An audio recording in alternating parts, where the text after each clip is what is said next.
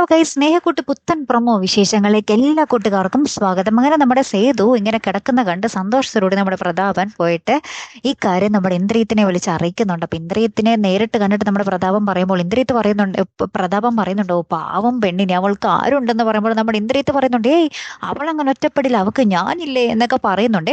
പിന്നീട് നമ്മുടെ ഇന്ദ്രിയത്ത് സഹീകരട്ട് അമ്മയുടെ ഭ്രാന്ത് സഹിക്കാൻ വയ്യാതെ അമ്മയ്ക്ക് നമ്മുടെ മകൻ തന്നെ ഷോക്ക് കൊടുക്കുന്ന ഒരു അടിപൊളി രംഗങ്ങളും ഉണ്ട്. പിന്നീട് നമുക്ക് കാണുവാൻ സാധിക്കും, നമ്മുടെ പൂർണിമാമയോട് നമ്മുടെ പല്ലവി പറയുന്നുണ്ട്, ഈ ഒരു മിഷൻ സക്സസ് ആവുകയാണെങ്കിൽ രണ്ട് കാര്യങ്ങൾ നമുക്ക് ലക്ഷ്യം കാണാം, എല്ലാം ഇന്ദ്രനെ തീർക്കുക എന്നത് തന്നെയാണെന്നൊക്കെ പറഞ്ഞ് നമ്മുടെ പല്ലവി ഭയങ്കര പകയിലാട്ടോ.